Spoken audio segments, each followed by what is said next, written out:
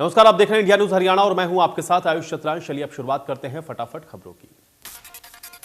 पूरे देश में 73वां गणतंत्र दिवस उत्साह के साथ मनाया गया। देश के अलग अलग हिस्सों में रंगारंग कार्यक्रमों का आयोजन हुआ। पीएम मोदी ने इस दौरान शहीदों को श्रद्धांजलि दी। प्रधानमंत्री Narendra Modi national war memorial यानी कि राष्ट्रीय समर स्मारक पहुंचकर देश के लिए सर्वोच्च बलिदान देने वाले सैनिकों को श्रद्धांजलि अर्पित की। इस दौरान पीएम के साथ रक्षा मंत्री राजनाथ सिंह, रक्षा राज्य मंत्री अजय भट्ट, रक्षा सचिव अजय कुमार और तीनों सेना के प्रमुख मौजूद रहे। राजपथ पे गणतंत्र दिवस समारोह की शुरुआत प्रार्थगान के साथ हुई। उसके बाद राष्ट्रपति रामनाथ कोविंद ने 21 तोपों की सलामी ली और परेड का आगाज हुआ। रामनाथ कोविंद ने कहा, गणतंत्र दिवस का दिन उन महानायकों को याद करने का अवसर भी है जिन्होंने स्वराज के सपने को साकार करने के लिए अतुलनीय साहस का परिचय दिया।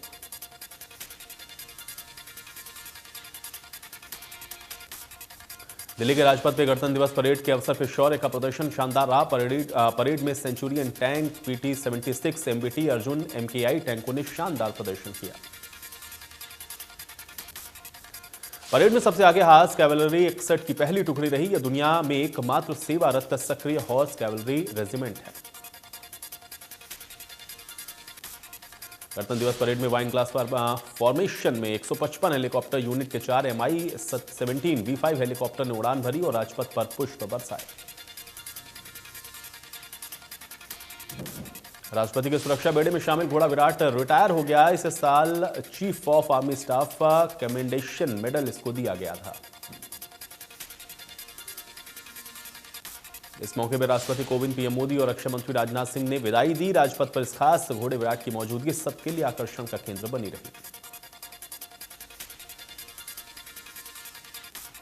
राष्ट्रपति रामनाथ कोविंद, प्रधानमंत्री नरेंद्र मोदी, रक्षा मंत्री राजनाथ सिंह ने विराट का सिर थपथपाकर उसको विदा किया।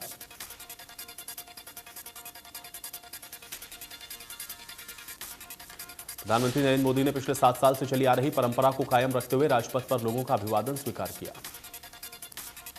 कुछ दूर पैदल चलते हुए आए और लोगों से मिले। इस दौरान पीएम कोविड के प्रोटोकॉल का पालन करते हुए भी नजर आए। पीएम मोदी ने 2015 में यह परंपरा शुरू की थी। भारतीय जनता पार्टी के राष्ट्रीय अध्यक्ष जेपी नड्डा दिल्ली में पार्टी मुख्यालय में राष्ट्रीय ध्वज फहराया। जेपी नड्डा ने 73वें गणतंत्र दिवस पर देशवासियों को बधाई दी। केंद्रीय गृह मंत्री अमित शाह ने देशवासियों को 73वें गणतंत्र दिवस की शुभकामनाएं दी हैं। सभी जवानों को नमन किया।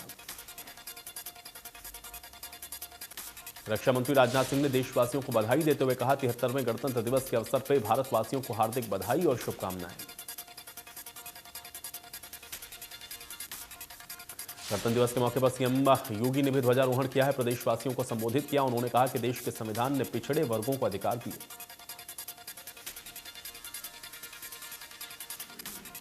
गणतंत्र दिवस पर अखिलेश यादव ने भी दी बधाई। गणतंत्र दिवस पर अखिलेश ने संदेश जारी किया, हमेशा हम संविधान की रक्षा करेंगे। 300 यूनिट फ्री बिजली जनता को देंगे। गन्ना किसानों का 15 दिन में भुगतान होगा। कांग्रेस के पूर्व अध्यक्ष राहुल गांधी ने ट्वीट करके देशवासियों को गणतंत्र दिवस की बधाई दी। ट्वीट में लिखा, साल 1950 में गणतंत्र दिवस पर हमारे देश ने विश्वास के साथ सही दिशा में पहला कदम बढ़ाया था। गणतंत्र दिवस पर भारत तिब्बत सीमा पे आईटीबीपी के जवान ने लद्दाख में -40 डिग्री सेल्सियस तापमान और 15,000 फीट की ऊंचाई पर गणतंत्र दिवस मनाया। उत्तराखंड में आईटीबीपी के जवानों ने -30 डिग्री सेल्सियस तापमान में 14,000 फीट की ऊंचाई पर गणतंत्र दिवस मनाया। जय हिंद के नारे लगाए। उत्तराखंड के कुमाऊं क्षेत्र में 0 से भी कम तापमान में 12,000 फीट की ऊंचाई पर गणतंत्र दिवस मनाया गया है। लद्दाख बॉर्डर पर -35 डिग्री सेल्सियस तापमान पर जवान देश की सीमाओं की रक्षा के लिए तैनात हैं। भारत तिब्बत सीमा पर आईटीबीपी के जवानों ने कठोर सर्दी के बीच हिमाचल प्रदेश में 16,000 फीट की ऊंचाई पर गणतंत्र दिवस को मनाया। गणतंत्र दिवस पर जवानों का जोश हाई था। राजपथ पे हरियाणा की झांकी में पहलवानों ने कुश्ती के जौहर दिखाए हैं। खिलाड़ियों ने टोक्यो ओलंपिक खेलों में पदकों की झड़ी लगाकर देश और प्रदेश का जो नाम रोशन किया था, उसका विजय रथ भी गौरव बढ़ाता हुआ दिखाई दिया। उत्तर प्रदेश की झांकी राज्य सरकार की नई सूक्ष्म, लघु और मध्यम उद्यम नीति और औद्योगिक विकास की नीति पर आधारित रही, जो कौशल विकास और रोजगार के माध्यम की उपलब्धि को दर्शा रही थी। पंजाब की झांकी में स्वतंत्रता संग्राम में पंजाब के योगदान को दर्शाया गया। इसमें भगत सिंह, राजगुरु और सुखदेव को दिखाया गया। पंजाब की झांकी में लाला लाजपत राय, उधम सिंह के नेतृत्व में साइमन कमीशन के खिलाफ माइकल डायर को गोली मारने के विरोध को भी दर्शाया गया। उत्तराखंड की झांकी में हेमकुंड साहिब गुरुद्वारा और बद्रीनाथ मंदिर को दर्शाया गया। 73वें गणतंत्र दिवस पे अवैध किले में राजधानी दिल्ली तब्दील रही। पुलिस और सुरक्षा जवानों ने सभी बॉर्डर्स को सील कर दिया। ड्रोन और सीसीटीवी से हर गतिविधि पर नजर रखी गई। 73वें गणतंत्र दिवस का जश्न पूरे देश में धूमधाम के साथ मनाया जा रहा है। अंबाला में भी मुख्यमंत्री मनोहर लाल ने ध्वजारोहण किया। सीएम ने कहा, देश की आजादी में हरियाणा का अहम योगदान रहा है। अंबाला की वीर भूमि से स्वतंत्रता की चिंगारी जली। अंबाला में शहीदों का वॉर मेमोरियल बनेगा। इसके साथ उन्होंने कहा कि हमारा देश विश्व का सबसे बड़ा गणतंत्र बना था। सीएम ने कहा, भारत संविधान नहीं बल्कि संविधान में भारत बसता है। खेल हमारी रगों का जुनून राजपथ पर दिख रहा है।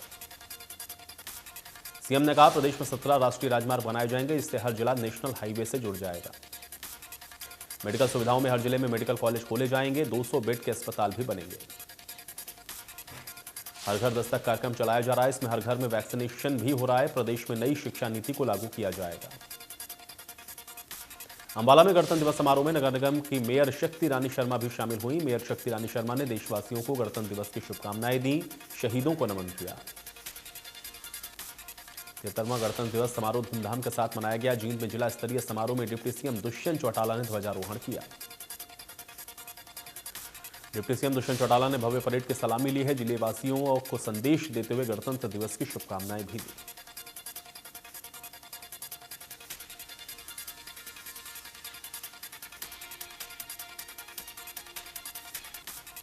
पलवल के नेताजी सुभाष चंद्र बोस स्टेडियम में जिला स्तरीय गणतंत्र दिवस समारोह का आयोजन किया गया। इसमें जिला उपायुक्त कृष्ण कुमार ने ध्वजारोहण किया। शिक्षा मंत्री कंवरपाल गुर्जर ने कुरुक्षेत्र में लघु सचिवालय परिसर में शहीदी स्मारक पे पुष्प अर्पित किए हैं। अनाज मंडी में गणतंत्र दिवस पर ध्वजारोहण करके परेड की सलामी ली। बल्लभगढ़ में गणतंत्र दिवस कोरोना प्रोटोकॉल के तहत मनाया गया है। एसडीएम त्रिलोकचंद ने ध्वजारोहण करके परेड का निरीक्षण किया, परेड की सलामी ली। सोनीपत में 73वें गणतंत्र दिवस पर मुख्य अतिथि के रूप में पंचायत मंत्री देवेंद्र सिंह बबली ने पुलिस लाइन मैदान में राष्ट्रीय ध्वज फहराया। नारनौल में 73वां गणतंत्र दिवस समारोह धूमधाम के साथ मनाया गया है, जहां पर एसडीएम विकास यादव ने तिरंगा फहराया और उसके बाद भव्य परेड की सलामी ली। रोहतक में गणतंत्र दिवस के अवसर पर शहरी निकाय मंत्री कमल गुप्ता ने ध्वजारोहण किया है, प्रदेशवासियों को बधाई दी। गुरुग्राम के देवीलाल स्टेडियम में 26 जनवरी के मौके पर ट्रांसपोर्ट मिनिस्टर मूलचंद शर्मा मुख्य अतिथि के तौर पर शामिल हुए। प्रदेशवासियों को गणतंत्र दिवस की शुभकामनाएं दी।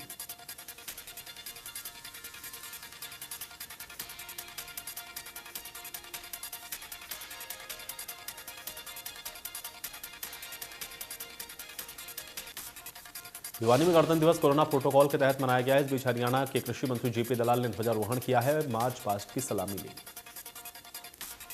फरीदाबाद में 26 जनवरी का उत्सव कोरोना प्रोटोकॉल के तहत करते हुए बड़ी ही धूमधाम के साथ मनाया गया है। खेल मंत्री संदीप सिंह ने ध्वजारोहण करके परेड का निरीक्षण किया, परेड की सलामी ली।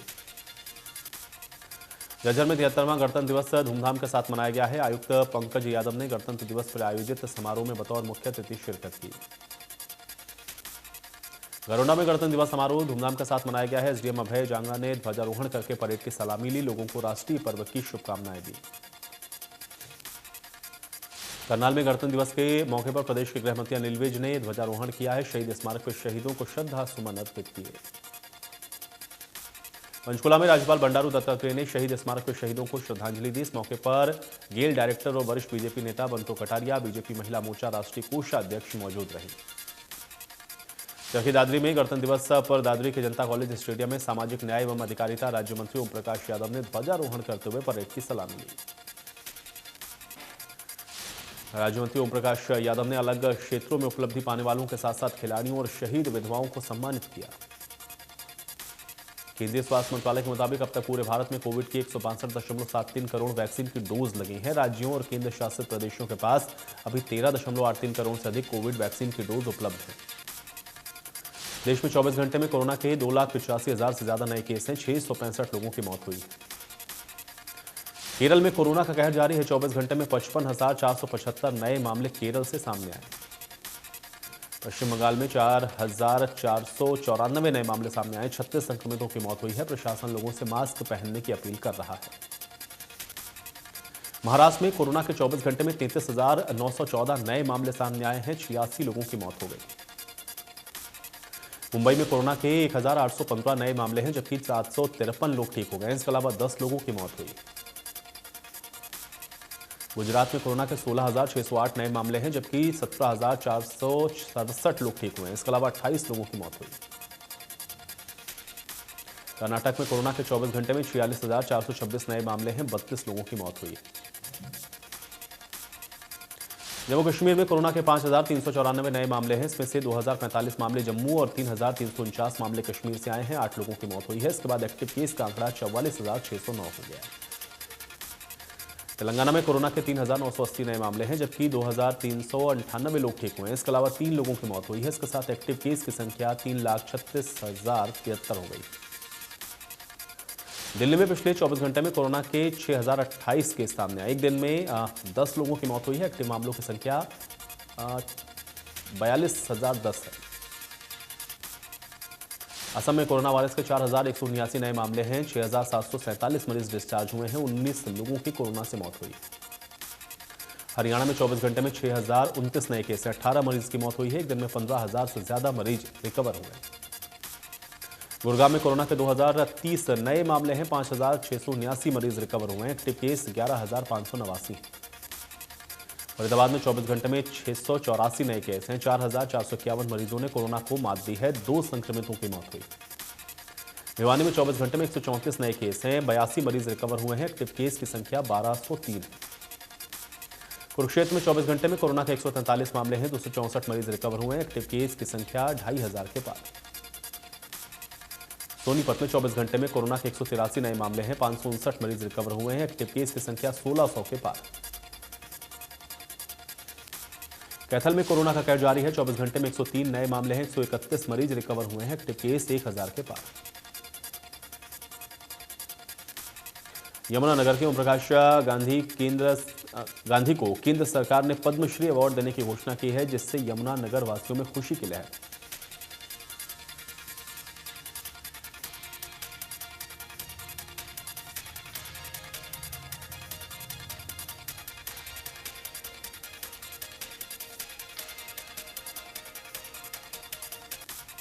हरियाणा विधानसभा अध्यक्ष ज्ञानचंद गुप्ता उनके निवास स्थान पर पहुंचे, उन्हें बधाई दी। मुख्यमंत्री ने फोन पर बातचीत करके उनको शुभकामनाएं दी। केंद्र सरकार ने विभिन्न क्षेत्रों में महान विभूतियों को पद्म पुरस्कारों की घोषणा की है, जिसमें करनाल के वरिष्ठ पशुधन वैज्ञानिक सेवानिवृत्त डॉक्टर मोतीलाल मदान का नाम भी शामिल।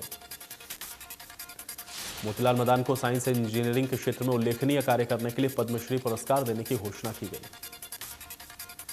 प्रदेश के गृहमंत्री अनिल विज ने डॉक्टर मोतीलाल को पद्मश्री पुरस्कार मिलने की घोषणा पर उनके घर जाकर उनको बधाई दी। करनाल में अपनी मांगों को लेकर आंदोलन कर रही आंगनवाड़ी वर्कर्स ने गणतंत्र दिवस के पर्व को अपने ही अंदाज में मनाया। आंगनवाड़ी वर्कर्स ने शहर के चौक चौराहों पर स्थित महापुरुष और अमर शहीदों की प्रतिमाओं पर पुष्प अर्पित किए और महिलाओं ने गीत गाकर सरकार से उनकी मांगों को मनाने की गुहार लगाई। सोनीपत में 73वें गणतंत्र दिवस पर नेताजी सुभाष चंद्र बोस की प्रतिमा पर माल्यार्पण किया गया। सरकार से आंगनवाड़ी वर्कर संविधान दिवस पे 1,500 रुपए वर्कर और 750 रुपए हेल्पर के मेहनताने में बढ़ोतरी की मांग कर रही है। आंगनवाड़ी वर्कर्स ने प्रदेश सरकार और केंद्र सरकार पर वादा खिलाफी का आरोप लगाया। महिला आंगनवाड़ी वर्कर्स गुरुवार को काले झंडे और काले लिबास के साथ काला दिवस मनाएंगे। अलवर के लघु सचिवालय पर आंगनवाड़ी वर्कर्स और हेल्पर्स यूनियन की हड़ताल 49वें दिन भी जारी है। आंगनवाड़ी वर्कर्स ने प्रदेश और केंद्र सरकार के खिलाफ जमकर नारेबाजी की। आंगनवाड़ी वर्कर्स के धरने का किसान सभा सहित तमाम यूनियंस ने समर्थन किया है। इससे आंदोलन अब मजबूत होता हुआ दिख रहा है। 1 फरवरी को पेश होने वाले केंद्र सरकार के बजट से व्यापारी वर्ग को ढेर सारी उम्मीदें हैं। इस बार वो उम्मीद कर रहे हैं कि व्यापारियों को बजट में निराशा न मिले। रेवाड़ी में प्रदेश के प्रथम मुख्यमंत्री पंडित भगवत दयाल शर्मा की 104वीं जयंती धूमधाम के साथ मनाई गई। केंद्रीय मंत्री राव इंद्रजीत सिंह की पुत्री और प्रदेश कार्यकारिणी सदस्य आरती राव ने पंडित भगवत दयाल चौक पर पुष्प अर्पित किए। इनेलो विधायक अभय चौटाला ऐलनाबाद विधानसभा हल्के के अपने धन्यवादी दौरे के दौरान गांव कुंभधला पहुंचे। उन्होंने कहा कि जल्द ही वो प्रदेश के मुख्यमंत्री से मिलकर अपने हल्के की समस्याओं के बारे में बताएंगे और उसको हल करने की बात कहेंगे। आय को आधार बनाकर पेंशन कटौती के सवाल पर अभय ने कहा कि सरकार ने जो फैसला लिया है वो पूरा वो नहीं होने देंगे। निजी क्षेत्र में 75% आरक्षण पर अभय चौटाला ने कहा कि केवल युवाओं को बहकाने के लिए किया गया है, किसी को भी आरक्षण का लाभ नहीं मिलेगा। दिल्ली में पश्चिमी यूपी के जाट नेताओं के साथ अमित शाह की बैठक। पश्चिमी यूपी की सीटों पर 10 फरवरी को होना है मतदान।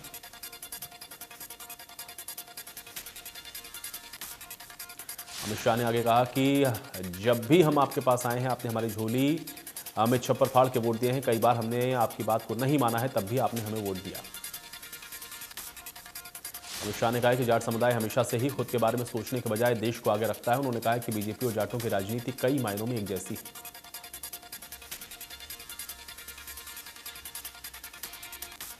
रेलवे भर्ती बोर्ड की non technical popular category NTPC की परीक्षा के परिणामों में छात्रों ने धांधली के आरोप लगाए। इसके बाद पिछले 3 दिनों से बिहार के विभिन्न जिलों में छात्रों का विरोध प्रदर्शन चल रहा है। स्टूडेंट्स ने रेल गाड़ियों में आग लगा दी और जमकर पत्थरबाजी की। उत्तर प्रदेश के प्रयागराज जिले में भी बीते दिनों छात्रों ने ट्रेन को रोकने की कोशिश की थी, जिसके बाद पुलिसकर्मियों ने हॉस्टल में घुसकर छात्रों को बाहर निकाला था।